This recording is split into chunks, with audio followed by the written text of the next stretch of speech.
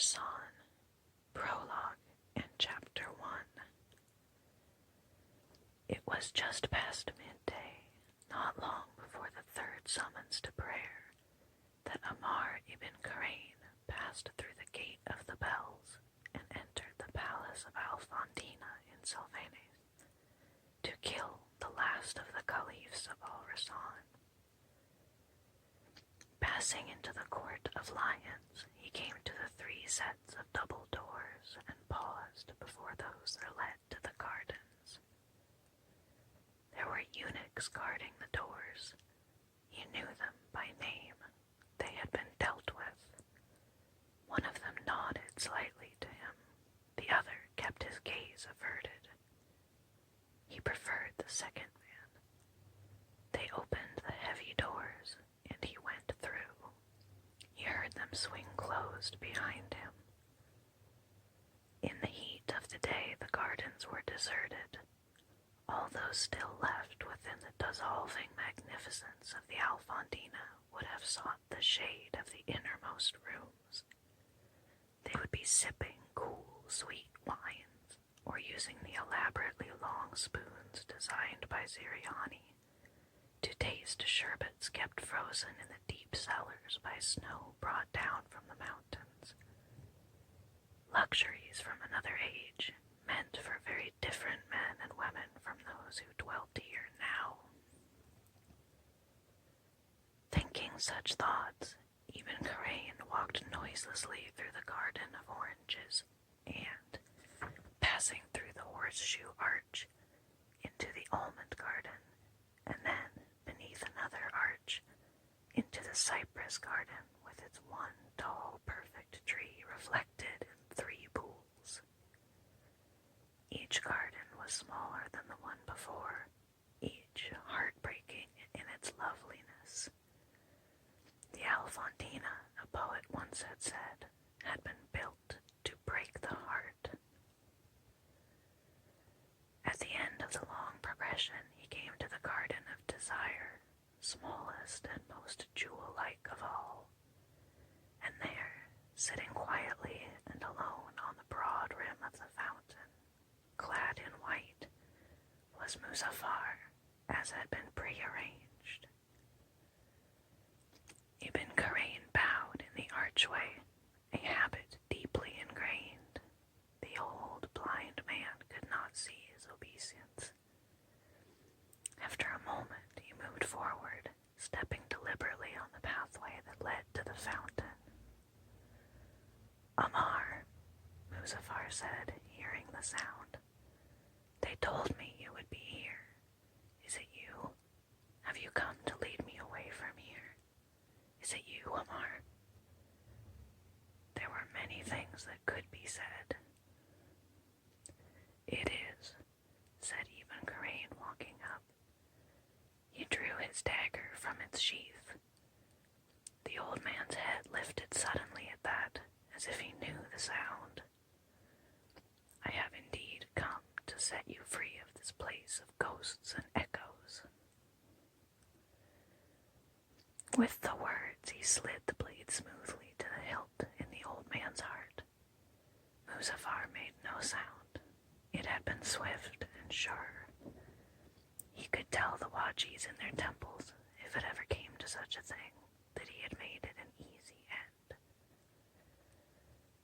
He laid the body down on the fountain rim, ordering the limbs within the white robe to allow the dead man as much dignity as could be. He cleaned his blade in the fountain, watching the waters swirl briefly red. In the teachings of his people, for hundreds and hundreds of years, going back and away to the deserts of the east where the faith of the Asherites had begun, it was a crime without possibility of assuaging to slay one of the gods' anointed caliphs. He looked down at Muzaffar, at the round, wrinkled face, sadly irresolute even in death. "He has not been truly anointed," Al-Malik had said, back in Kartada. "All men know this." There had been 4 puppet caliphs this year alone, one other here in Sylvanes rise before Muzaffar, one in Tudeska, and the poor child in Salos.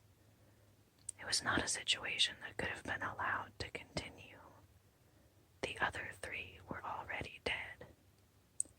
Muzaffar was only the last. Only the last. There had been lions once in Al-Rassan, lions upon the days in his palace that had been built to make men fall to their knees upon marble and alabaster before the dazzling evidence of a glory beyond their grasp. Muzaffar had, indeed, never been properly anointed, just as Al-Malik of Kartada had said. But the thought came to Amar ibn Karain as he stood in his 20th year in the Garden of Desire of the Alfontina of Sylvanes, cleansing his blade of a man's red blood, that whatever else he did with his life, in the days and nights Ashar and the gods saw fit to grant him under the holy circling of their stars, he might ever be known as the man who slew the last caliph of Al-Rassan. You are best with the god among the stars. It will be a time of wolves now, he said to the dead man on the fountain rim, before drying and sheathing his blade, and walking back through the 4 perfect empty gardens to the doors where the bribed eunuchs waited to let him out. On the way, he heard one foolish bird singing in the fierce white light of midday, and then he heard the bells begin, summoning all good men to holy prayer. Part 1. Always remember that they come from the desert. Back in the days before Jahane had begun her own practice, in that time when her father could still talk to her and teach, he had offered those words to her over and over again, speaking of the ruling Asherites among whom they dwelt on sufferance and labored, as the scattered tribes of the Kindath did everywhere, to create a small space in the world of safety and a measure of repose. But we have the desert in our own history, don't we? She could remember asking once, the question thrown back as a challenge. She had never been an easy pupil, not for him, not for anyone. We passed through, Ishak had replied in the beautifully modulated voice. We sojourned for a time, on our way. We were never truly a people of the dunes. They are. Even here in Al-Rassan, amid gardens and water and trees, the starborn are never sure of the permanence of such things. They remain in their hearts what they were when they first accepted the teachings of Ashar among the sands. When you are in doubt as to how to understand one of them, remind yourself of this, and your way will likely be made clear. In those days, despite her fractiousness, Jane's father's words had been as text and holy guide for her. On another occasion, after she had complained for the 3rd time during a tedious morning preparing powders and infusions, Ishak had mildly cautioned that a doctor's life might often be dull, but was not invariably so, and there would be times when she found herself longing for quiet routine. She was too sharply called to mind both of these teachings before she finally fell asleep at the end of the day that would long afterwards be known in Fezana, with curses and black candles burned in memory, as the day of the moat. It was a day that would be remembered all her life by Jane Ben Ishak, the physician, for reasons over and above those of her fellow citizens in that proud, notoriously rebellious town. She lost her urine flask in the afternoon, and a part of her heart forever before the moons had set. The flask, for reasons of family history, was not a trivial matter. The day had begun at the weekly market by the Kartada gate. Just past sunrise, Jane was in the booth by the fountain that had been years before her, in time to see the last of the farmers coming in from the countryside with their produce-laden mules. In a white linen robe beneath the physician's green and white awning, she settled in, cross-legged on her cushion, for a morning of seeing patients. Velas hovered, as ever, behind her in the booth, ready to measure and dispense remedies as she requested them, and to ward off any difficulties a young woman might encounter in a place as tumultuous as the market. Trouble was unlikely, however. Jane was well known by now. A morning at the Cartata gate involved prescribing mostly for farmers from beyond the walls, but there were also city servants, artisans, women bargaining for staples at the market, and not infrequently those among the high-born too frugal to pay for a private visit, or too proud to be treated at home by one of the Kindath. Such patients never came in person. They would send a household woman bearing a urine flask for diagnosis, and sometimes a script spelled out by a scribe outlining symptoms and complaints. Jane's own urine flask, which had been her father's, was prominently visible on the counter beneath the awning. It was a family signature, an announcement, a magnificent example of the glassblower's art. The flask was etched with images of the two moons the Kindath worshipped and the higher stars of divination. In some ways, it was an object too beautiful for everyday use, given the unglamorous function it was meant to serve. The flask had been made by an artisan in Lanza 6 years ago, commissioned by King Al-Malik of Cartata after Ishak his guy had guided the midwives from the far side of the birthing screen through the difficult but successful delivery of Al-Malik's third son. When the time had come for the delivery of a fourth son, an even more difficult birth, but also, ultimately, a successful one, Ishak of Fezana, the celebrated Kindath physician, had been given a different, controversial gift by Cartata's king. A more generous offering in its way, but awareness of that did nothing to touch the core of bitterness Jane felt to this day, 4 years after. It was not a bitterness that would pass. She knew that with certainty. She gave a prescription for sleeplessness and another for stomach troubles. Several people stopped to buy her father's remedy for headache. It was a simple compound, though closely guarded, as all physicians' private mixtures were: cloves, myrrh, and aloes. Jane's mother was kept busy preparing that one all week long in the treatment rooms at the front of their home. The morning passed. Velas quietly and steadily filled clay pots and vials at the back of the booth as Jane issued her directions. A flask of urine, clear at the bottom, but thin and pale at the top, told its tale of chest congestion.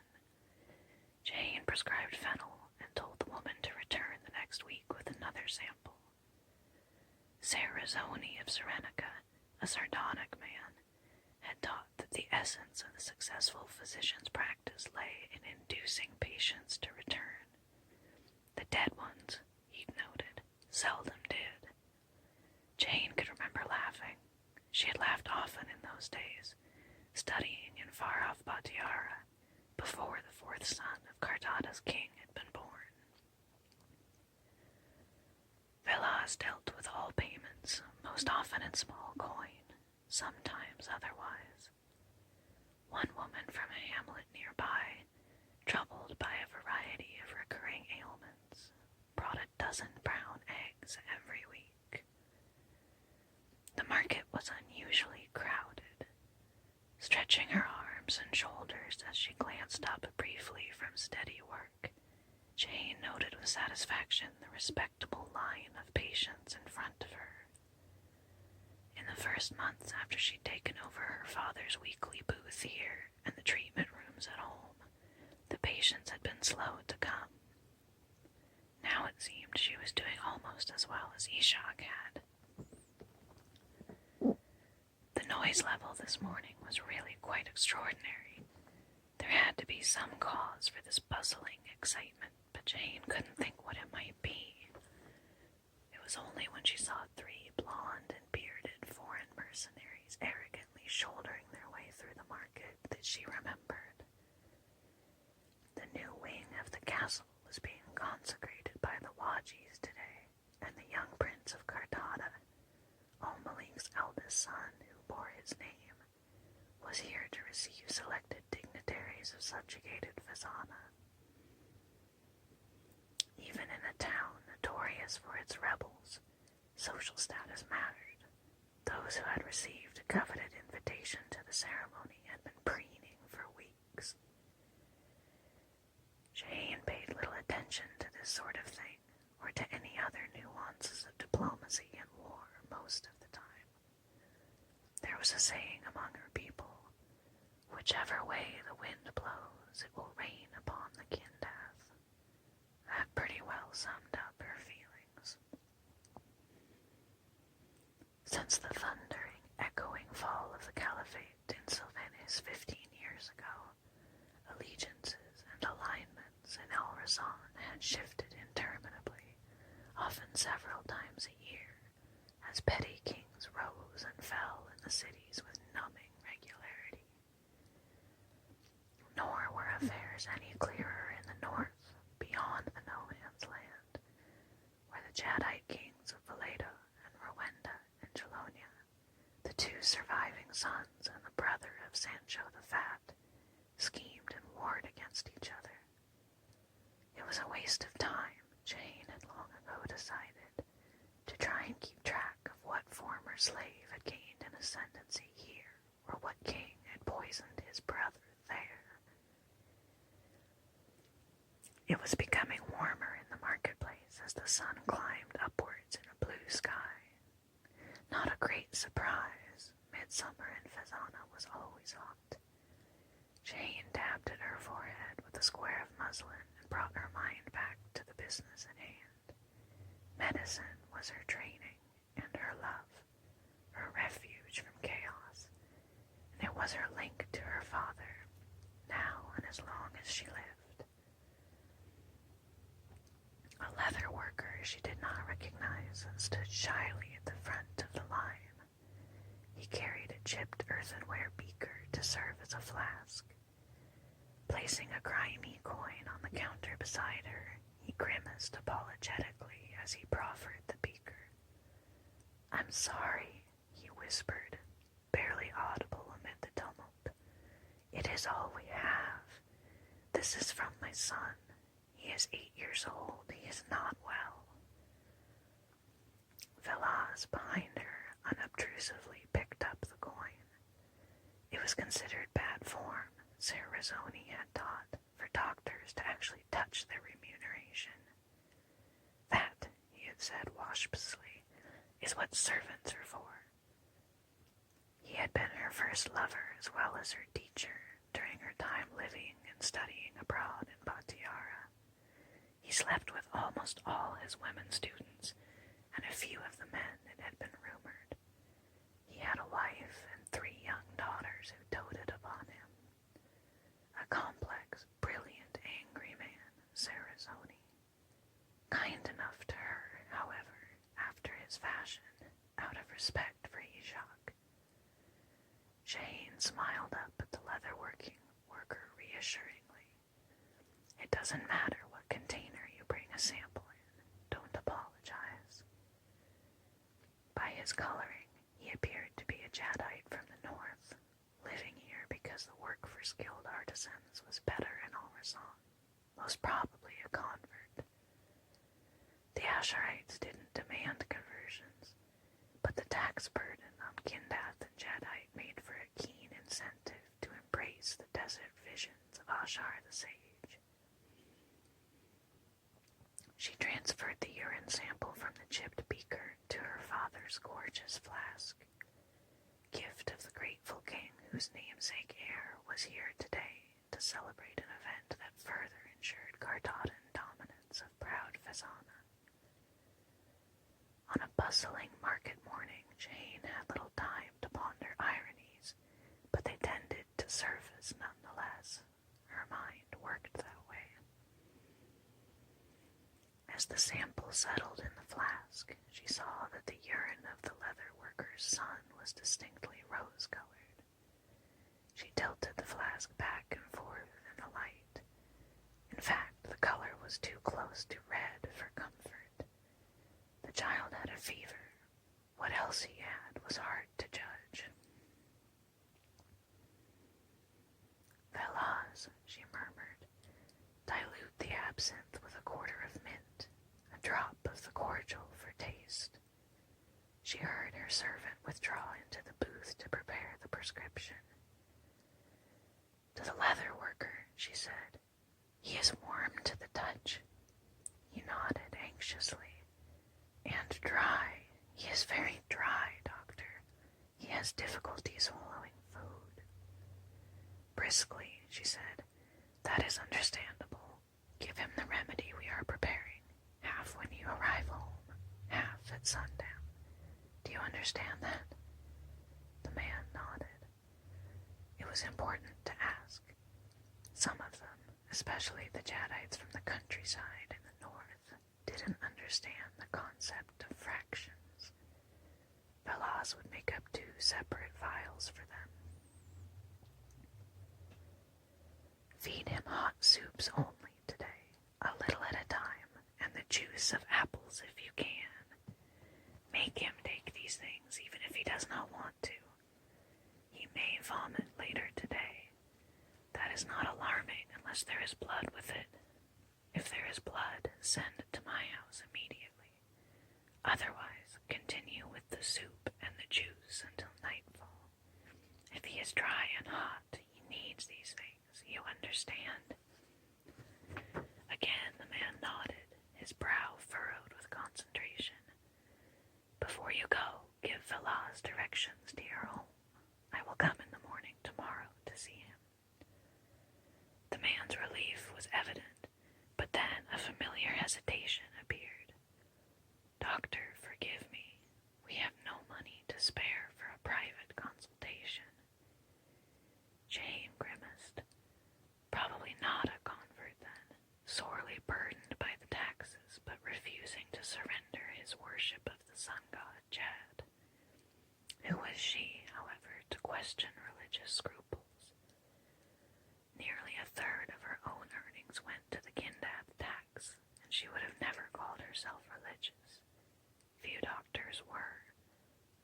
Pride, on the other hand, was another matter. The Kindath were the wanderers, named for the 2 moons traversing the night sky among the stars, and as far as Jane was concerned, they had not traveled so far through so many centuries, only to surrender their long history here in Al-Rassan. If a Jadite felt the same about his god, she could understand. "We will deal with the matter of payment when the time comes. For the moment, the question is whether the child will need to be bled, and I cannot very well do that here in the marketplace." She heard a ripple of laughter from someone standing by the booth. She ignored that, made her voice more gentle. Kindath physicians were known to be the most expensive in the peninsula. As well we should be, Jane thought. We are the only ones who know anything. It was wrong of her, though, to chide people for concerns about cost. "Never fear," she smiled up at the leather worker. "I will not bleed both you and the boy." More general laughter this time. Her father had always said that half the task of doctors was to make the patient believe in them. A certain kind of laughter helped, Jane had found. It conveyed a sense of confidence. "Be sure you know both the moons and the higher stars of his birth hour. If I'm going to draw blood, I'll want to work out a time." "My wife will know," the man whispered. "Thank you,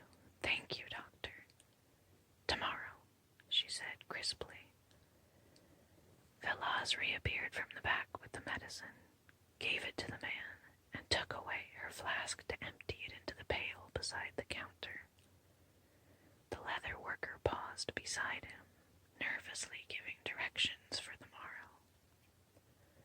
"Who's next?" Jane asked, looking up again. There were a great many of King Al-Malik's mercenaries in the market now. The blonde northern giants from far-off Karch or Waleska, and, even more oppressively, Mawardi tribesmen ferried across the straits from the Majriti sands, their faces half-veiled, dark eyes unreadable, except when contempt showed clearly. Almost certainly this was a deliberate public display by Kartada. There were probably soldiers strolling all through town under orders to be seen. She belatedly remembered hearing that the prince had arrived 2 days ago with 500 men, far too many soldiers for a ceremonial visit. You could take a small city or launch a major raid across the Tigra, the no-man's land, with 500 good men. They needed soldiers here. The current governor of Fezana was a puppet of Al-Malik's, supported by a standing army. The mercenary troops were here ostensibly to guard against incursions from the Jadite kingdoms or brigands troubling the countryside. In reality, their presence was the only thing that kept the city from rising in revolt again. And now, of course, with a new-built wing in the castle, there would be more of them. Fezana had been a free city from the fall of the Caliphate until 7 years ago. Freedom was a memory, anger a reality now. They had been taken in Kartada's second wave of expansion. The siege had lasted half a year. Then, someone had opened the Zalos gate to the army outside one night as winter was coming, with its enforced end to the siege. They never learned who the traitor was. Jane remembered hiding with her mother in the innermost room of their home in the Kindath quarter, hearing screams and the shouts of battle and the crackle of fire. Her father had been on the other side of the walls, hired by the Kartadans a year before, to serve as physician to Al-Malik's army.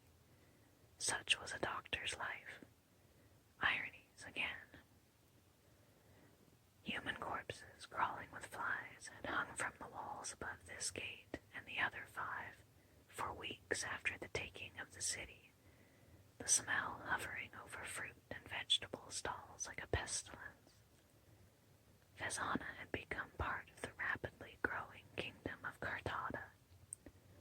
So, already, had Lanza and Algiers, even Salvanes itself, with the sad, plundered ruins of the Alfontina. So, later, did Seria and Ardenio. Now, even proud Ragosa on the shores of Lake Serrana was under threat, as were Elvira and Tudesca to the south and southwest. In the fragmented Al-Rassan of the petty kings, Al-Malik of Kartada was named the Lion by the poets of his court. Of all the conquered cities, it was Fezana that rebelled most violently, 3 times in 7 years. Each time, Al-Malik's mercenaries had come back, the blonde ones and the veiled ones, and each time flies and carrion birds had feasted on corpses spread-eagled on the city walls. But there were other ironies, keener ones of late. The fierce lion of Kartada was being forced to acknowledge the presence of beasts equally dangerous. The Jadites of the north might be fewer in number and torn amongst themselves, but they were not blind to opportunity.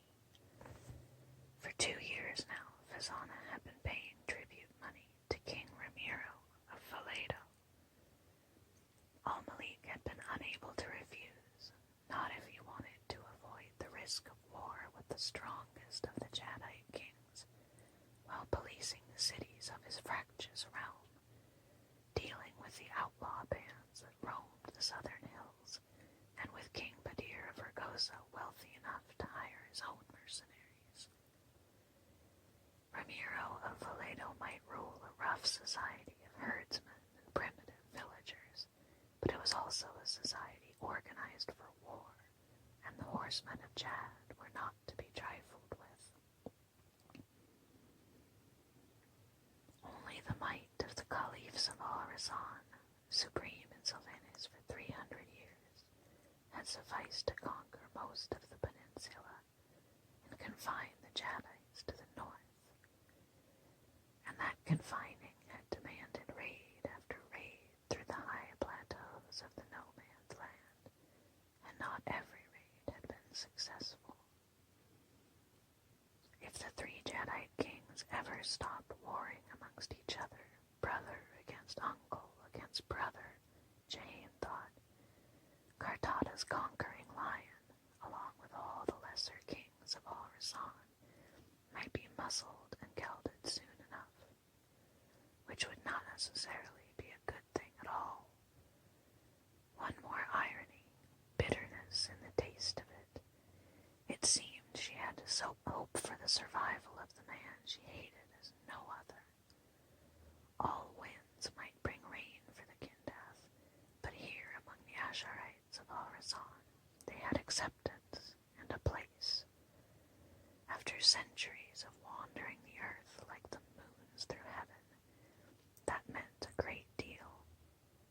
Taxed heavily, bound by restrictive laws, they could nonetheless live freely, seek their fortunes, worship as they wished, both the god and his sisters.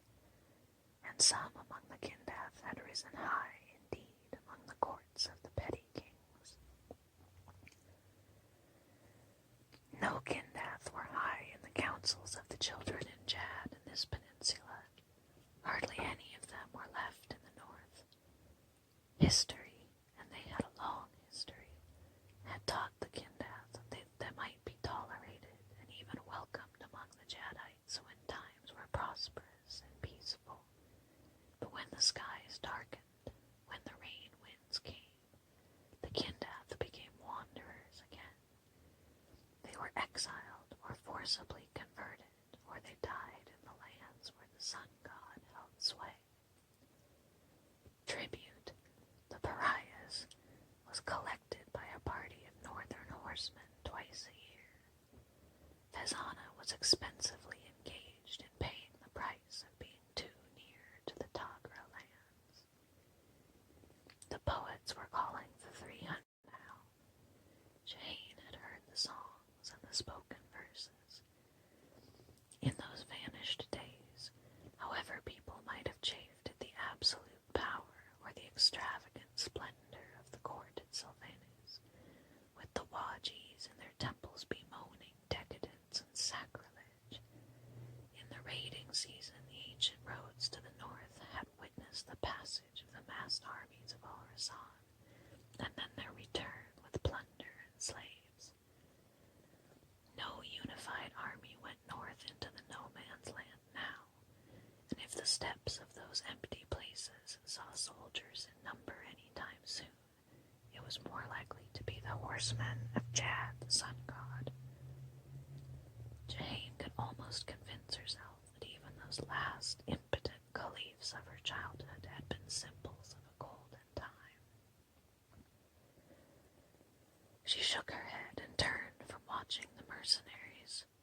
A quarry laborer was next in line. She read his occupation in the chalk-white dust coating his clothing and hands. She also read, unexpectedly, gout in his pinched features and the awkward tilt of his stance, even before she glanced at the thick, milky sample of urine he held out to her. It was odd for a laborer to have gout. In the quarries, the usual problems were with throat and lungs. With real curiosity, she looked from the flask back up at the man. As it happened, the quarryman was a patient Jane never did treat. So too, in fact, was the leather worker's child. A sizable purse dropped onto the counter before her. "Do forgive this intrusion, Doctor," a voice said. "May I be permitted to impose upon your time?" The light tones and court diction were incongruous in the marketplace. Shaheen looked up. This was, she realized, the man who had laughed before. The rising sun was behind him, so her first image was haloed against the light and imprecise. A smooth-shaven face in the current court fashion, brown hair. She couldn't see his eyes clearly. He smelled of perfume, and he wore a sword, which meant he was from Carthage. Swords were forbidden the citizens of Fezana, even within their own walls. On the other hand, she was a free woman going about her lawful affairs in her own place of business, and because of Al-Malik's gifts to her father, she had no need to snatch at a purse, even a large purse, as this one manifestly was. Irritated, she breached protocol sufficiently to pick it up and flip it back to him. "If your need is for a physician's assistance, you are not intruding. That is why I am here. But there are, as you will have noted, people ahead of you. When you have, in due course, arrived at the front of this line, I shall be pleased to assist if I can." Had she been less vexed, she might have been amused at how formal her own language had become. She still couldn't see him clearly. The quarryman had sidled nervously to one side. "I greatly fear I have not the time for either alternative," the Carthadan murmured. "I will have to take you from your patients here, which is why I offer a purse for compensation." "Take me," Shaheen snapped. She rose to her feet. Irritation had given way to anger. Several of the Muwardis, she realized, were now strolling over towards her stall. She was aware of Falaz directly behind her. She would have to be careful. He would challenge anyone for her. The courtier smiled placatingly and quickly held up a gloved hand. "Escort you, I ought rather to have said. I entreat forgiveness. I had almost forgotten I was in Fezana, where such niceties matter greatly." He seemed amused more than anything else, which angered her further. She could see him clearly now that she was standing. His eyes were blue, like her own, as unusual in the Asherites as it was among the Kindas. The hair was thick, curling in the heat.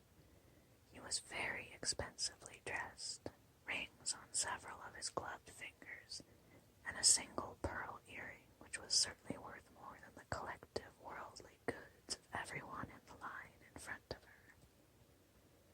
More gems studded his belt and sword hilt. Some were even sewn into the leather of the slippers on his feet. A dandy, Shaheen thought, a mincing court dandy from Carthage. The sword was a real one, though, not a symbol, and his eyes, now that she was looking into them, were unsettlingly direct. Shaheen had been raised by her mother and father both to show deference where it was due and earned, and not otherwise. Such niceties as you prefer to call simple courtesy ought to matter in Carthage as much as they do here, she said levelly. She pushed a strand of hair back from her eyes with the back of her hand. "I am here in the market until the midday bells have rung. If you have genuine need of a private consultation, I will refer to my afternoon appointments and see when I am available." He shook his head politely. Two of the veiled soldiers had come up to them. "As I believe I did mention, we have not time for that." There still seemed to be something amusing him. I should perhaps say that I am not here for an affliction of my own, much as it might gratify any man to be subject to your care. There was a ripple of laughter. Shaheen was not amused. This sort of thing she knew how to deal with, and was about to, but the Kardaadan went on without pausing. I have just come from the house of a patient of yours, who Sari ibn Musa is ill. He begs you to come to him this morning, before the consecration ceremony begins at the castle, that he might not be forced to miss being presented to the prince. Oh, Shaheen said. Ibn Musa had kidney stones, recurring ones. He had been her father's patient, and one of the very first to accept her as Ishak's successor. He was wealthy, soft as the silk in which he traded, and he enjoyed rich foods far too much for his own good. He was also kind, surprisingly unpretentious, intelligent, and his early patronage had meant a great deal to her practice. Shaheen liked him and worried about him. It was certain, given his wealth, that the silk merchant would have been on the list of citizens honored with an invitation to meet the Prince of Kardada. Some things were becoming clear, not all. Why did he send you? I know most of his people. But he didn't send me, the man demurred with easy grace. I offered to come. He warned me of your weekly market routine. Would you have left this booth at the behest of a servant, even one you knew? Shaheen had to shake her head. Only for a birth or an accident. The Kardaadan smiled, showing white teeth against the tan, smooth features. Ibn Musa is, Ashar and the holy stars be thanked, not presently with child, nor has any untoward accident befallen him. His condition is the one for which I understand you have treated him before. He swears no one else in Fazana knows how to alleviate his sufferings, and today, of course, is an exceptional day. Will you not deviate from your custom this one time and permit me the honor of escorting you to him? Had he offered the purse again, she would have refused.